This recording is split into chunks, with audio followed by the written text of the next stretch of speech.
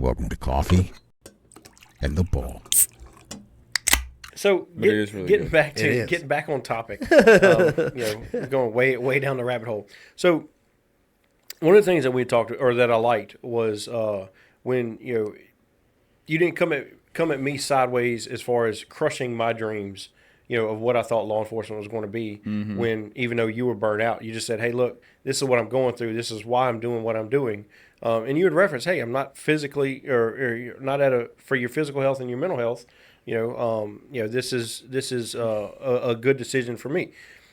And I took that. I'm not going to lie. And I know like we didn't have an argument. Like we were eating steaks at the house. Yeah, it was a good time, and I was being respectful. In my brain, I was sitting there. I was like, shut your mental health up. Like, oh, it's so stressful or whatever. Like, you get to go be, you're the hero when you show up in front of kids and stuff like that, and all this other stuff. So I hadn't experienced it yet at the time. Mm-hmm. But as my career went on, because we had that conversation, like that was always in my brain. Like, hey, look, this is obviously a concern, to be aware of.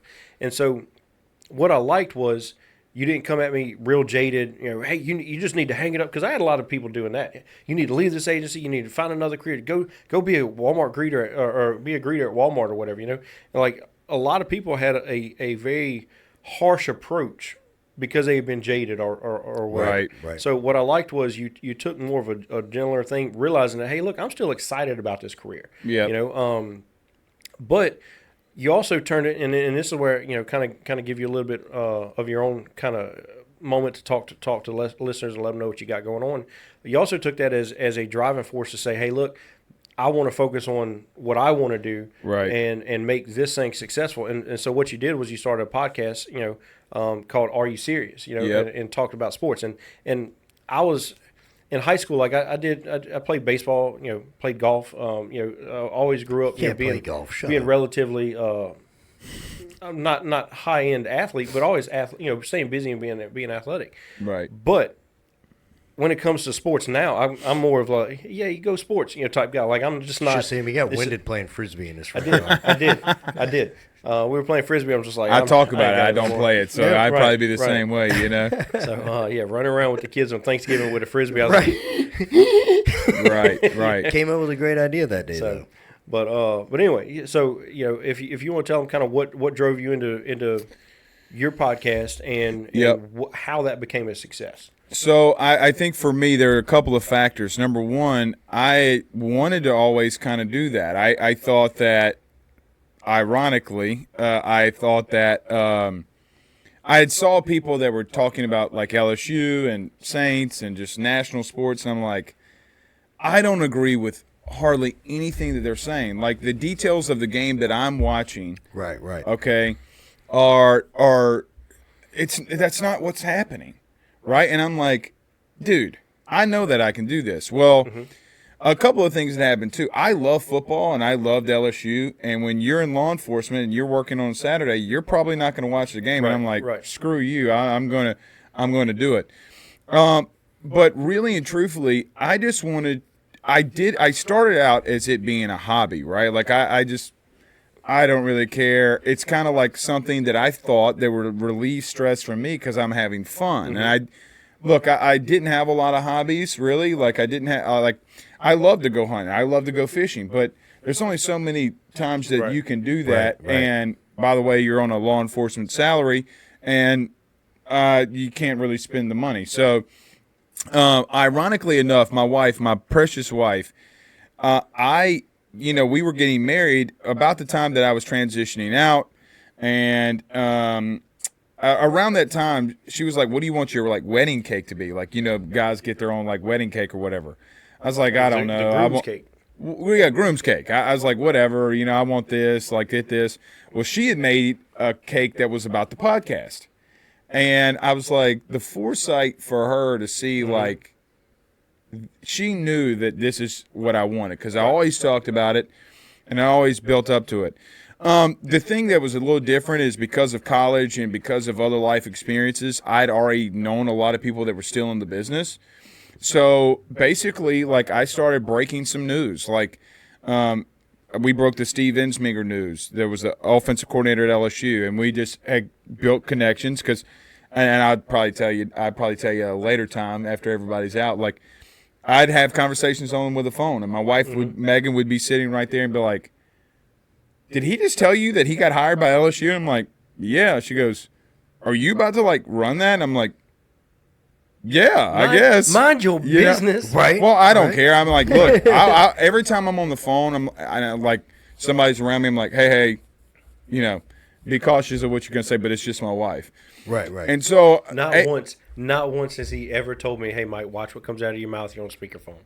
I will give him that. Not once. Well, I think, well, that's true too. But I think that it's a little different because, like, in media, right, you're like, I don't want to break anybody's confidence. I don't want anybody that if they tell you something, you're just going to run it for ratings. Right. And I think that I have done a pretty good job of not doing that. And I always, in today's society, the media shifts things in their view and their light. And I never wanted to be somebody like, he's not himself. Like, he's saying this, he's a mouthpiece for somebody else.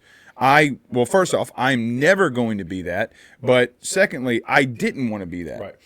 And so it kind of started gaining traction. I was like, you know what? I'm happy-go-lucky. I'm extroverted. I want to go out there and talk about it. And so I just started doing a show. And then one day I saw a live button, okay? And I clicked the live button to go live on a platform that we're building. And I'll never forget this. It got 9,000 views. And I'm like, holy shizite. People like what I'm saying. Well, come to find out, it was just because we were new and, like, everybody was trying to see, like, what it was. And so I had a lot of growing that needed to go into it. So I'm amazing. I suck. You're right. I was here. I'm here. I'm like, 9,000 views. This is awesome. I'm burnout again. That's what I'm telling you. He was like, I started from the bottom. Now we're here. Right. Like, this shit's easy. Like, none of y'all can do this, but I can do it. And then and so I just built, and I learned, like, I know how to do sound production. I know how to do editing. I know how to do everything. Right. So now that we have a small little team around us and they do it, like, hey, man, I'm never going to ask you to do something that I have not done. Right. And it was really just a hobby. And then around one day, my wife had she didn't make this suggestion, but she had kind of thrown it out there, like, hey, if you're going to do this, you can't be doing this and making this your whole life unless you're getting paid from it. Right. And so I was like, as the kids say today, bet, I'm going to do this. And I had a friend who owned a small business, and he came on, and then a couple more came on, and then just building through connections, I got connected with this Believe, which is a national podcast host site and podcast platform.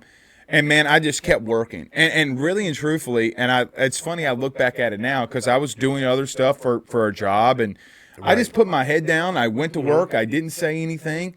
And miraculously, this past January, or a year ago now, that I went full-time, and this is like all that I do. So basically, the three things that I tell people who start a podcast or talk about a podcast, number one, be yourself. Don't unapologetically be yourself. Yep. Don't be something you're not. Right. Don't be something that you want to be. Be who you are, and people will tell you if they like you or not. Well, so what I found was, and I know we've only been doing this, since September, is you can't keep up if it's a facade, you can't keep it up. No, you can't. Because we came in with hey, we're going to do this and this, and so a lot of our original listeners, we were putting out, like we had to change how we were putting. Yes. What is it, Blake? We had. I think LSU's going to hire a tight ends coach within the next 48 to 72 hours. That was vaguely, but well said. Thank you. Yes. So we're just talking about trust, right. And my phone's over here buzzing like a. And I got to give you credit because you knew the rule. Like, we told him the rule before we started. Well, if it's one, I'm like, okay. Right. If it's two and it sounds like a vibrator's going off on the table, I'm like. Right. Oh shit, like.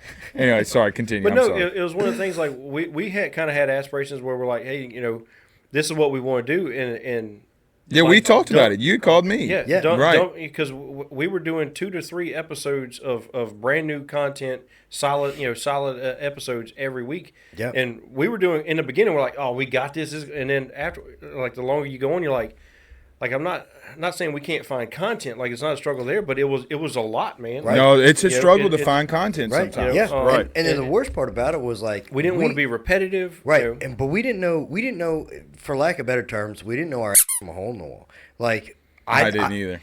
6 months ago, if you'd have been like, hey, you can edit an hour-long video in less than 30 minutes, I would have called you a liar. I'm like, there's no way. Now, like, I know for a fact I will have this video done in an hour.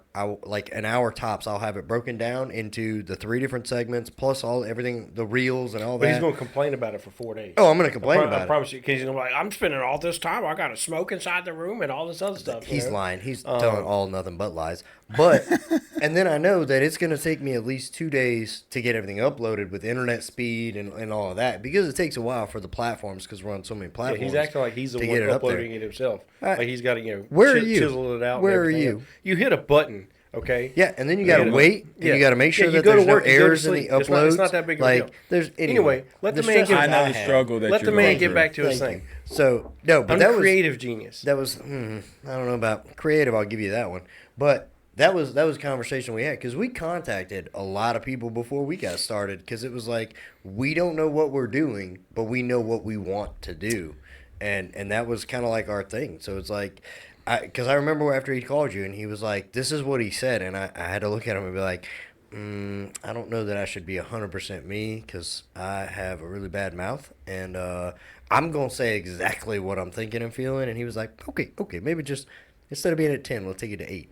Yeah, I mean, it's different because y'all's podcast is about something that is like real life, like, you need, I mean, I don't want to say it like this, but sometimes people are searching for stuff for life or death situations, right? Right. Me, I'm yelling, why in the hell you didn't run the ball on 3rd and 1? Right? Like, it's literally like a completely different situation. So I understand like where you're coming from, of like my complaints and what I'm getting aggravated at and yelling is because I'm upset about a football game that in all actuality in life doesn't really mean shit, right? Like it doesn't mean anything.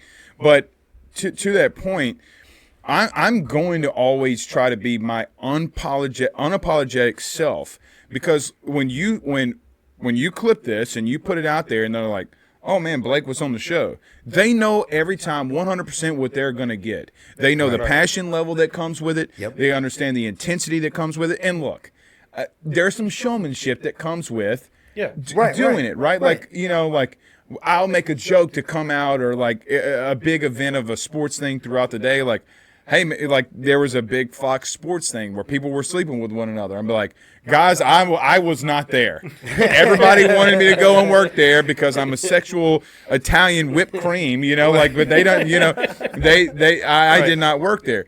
But to y'all's point, the serious level is like what I see like Rogan doing. Like, you can have fun and a whole bunch of different episodes and contents like what we're having here.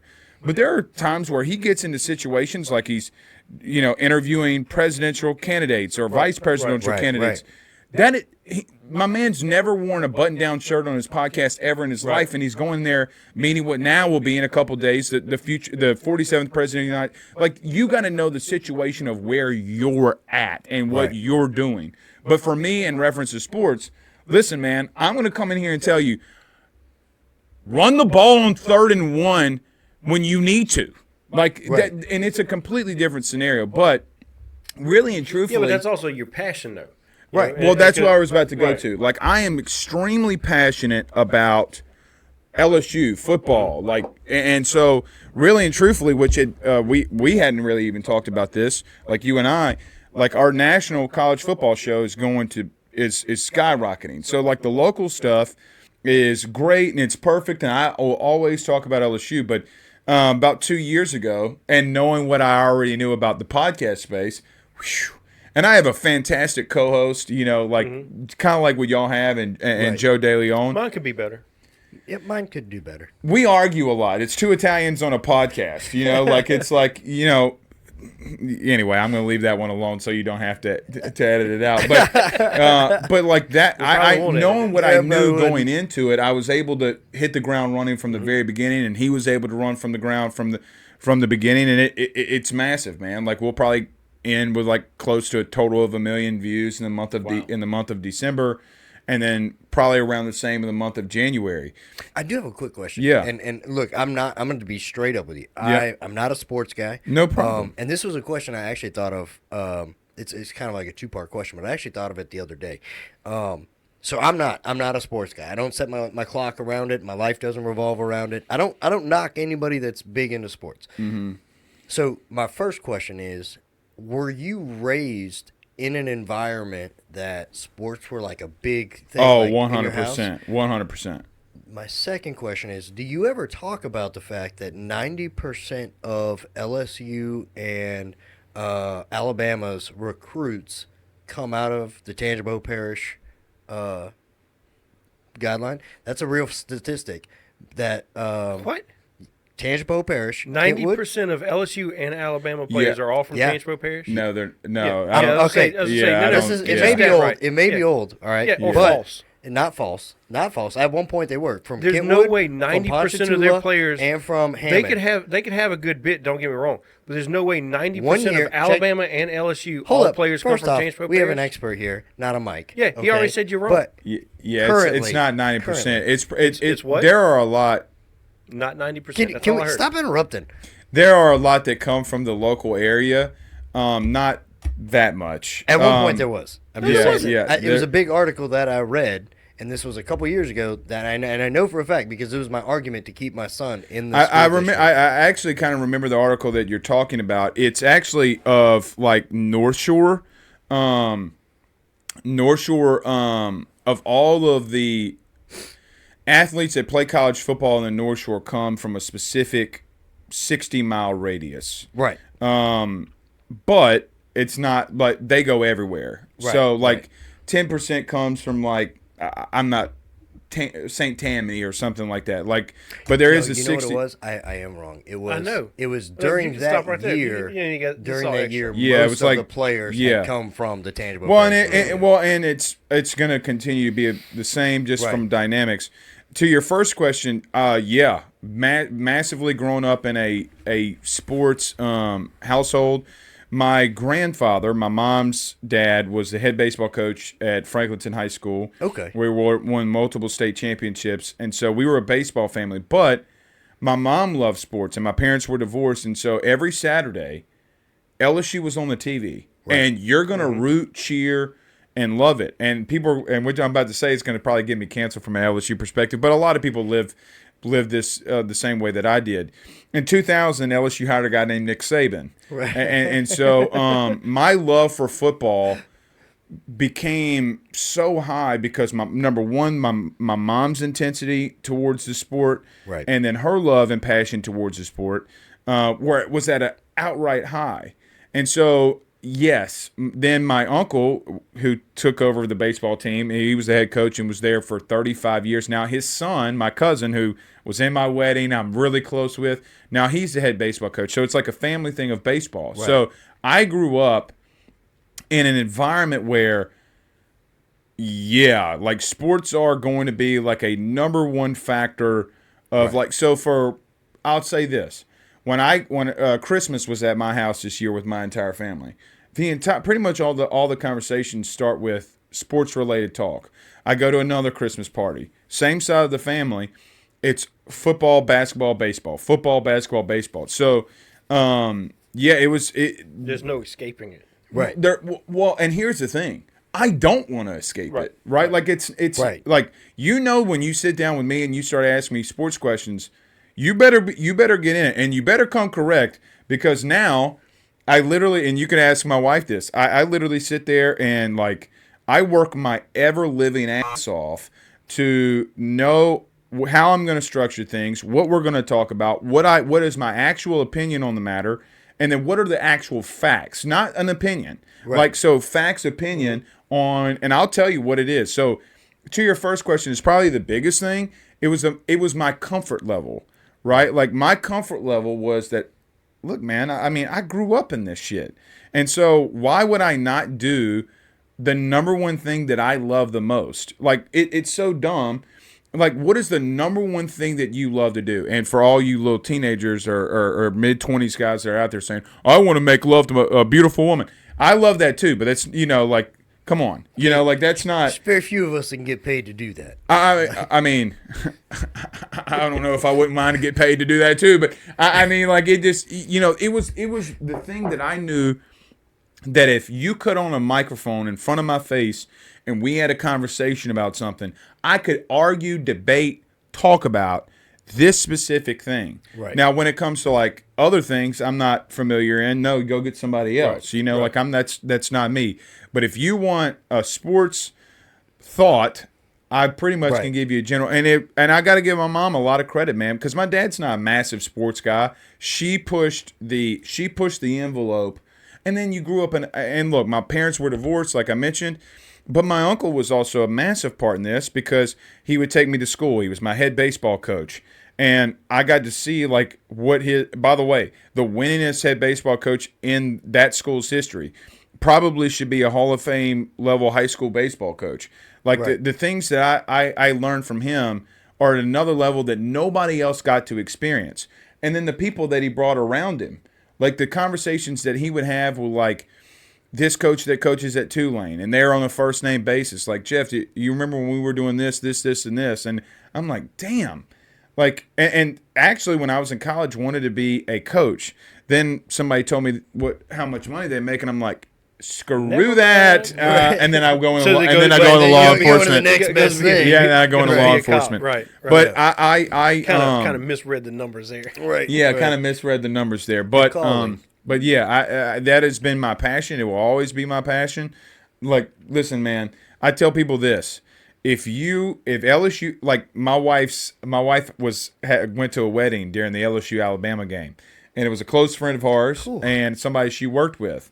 And I did not go, and I didn't think two things about it. Number one, because I can't miss the LSU Bama game, right? Like, right. We do a post work, babe. Well, that's another thing. Right. It's like I tell people this all the time. I don't go to games because we do a post game show. Right, that would be difficult to do an on-site. Yeah, it would. It would definitely. But it's so funny that I get to say like, you can't tell me shit about watching sports because this is our revenue, right? And so it kind of like, so to kind of come back to your ultimate question of like, I knew I wanted to do it, I thought it'd be fun, and then a hobby turned into a business that supports me and my family, and that was ultimately like, for me, like, this is the best thing. Well, I'm the also best sure thing ever. it wasn't just it wasn't just I'm gonna make this this is a hobby.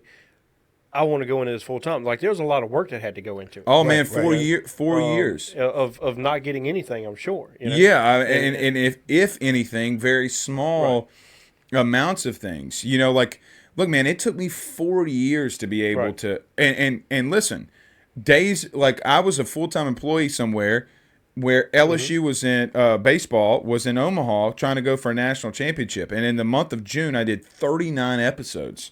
39 shows because you do every game, right? Yeah, we do every game. We do live. We do, I'll do short clips. We'll do everything. And man, I'll say this: Paul Skeens and Dylan Cruz, that whole run put us up on another trajectory. And I'll never forget this. I during that whole kind of rise to like doing this and then going into a national show and then being like on social media and people like knowing who you were, it was like, what got it to this? And then I just realized, oh wait, I outworked everybody. Right. Like there was nothing. There was nothing special. Be a lot of people. Oh, must be nice, because we're going to have some people who are going to listen to this, and they're going to be burnt out or whatever, and they're like, well, it must be nice. Of course you're a successful, sports personality or whatever. Mm-hmm. But they're not, no, it was a lot of work. Right. Some people, they're not going to realize that. Hey, it was a lot of going to work, being burnt out, still going home and focusing on what you got to do. Trying to keep that dream. Mike, let me tell you this. There would be nights that I would do a show and I'd be done at 12:30, 1 a.m., sometimes even 1:30 in the morning. Mm-hmm. I'd have to be up at 5 and then go into work. Right. Like, no, so the 4 years I was burnt out. And even my wife had said, like, listen, you're having fun and you're excited and you're energetic, but you're exhausted. And I'm like, for sure. That's because. But I was I'm still sure having your wife fun, is which is the same as mine because they look at it differently than we do. You know, you looked at it as, hey, look, I'm trying to get this going. I'm also got a job. I got to do all this. Well, she gave you the ultimate. Hey, if you're going to do this, you need to get paid for it. You know. Yeah. Well, if you're going to spend that much time, if you're going to spend that much time, right. because she could see the toll on it. You know, because my wife did the same thing when I had my construction business and I was in law enforcement. She's like, you got to do one or the other. You know, because it was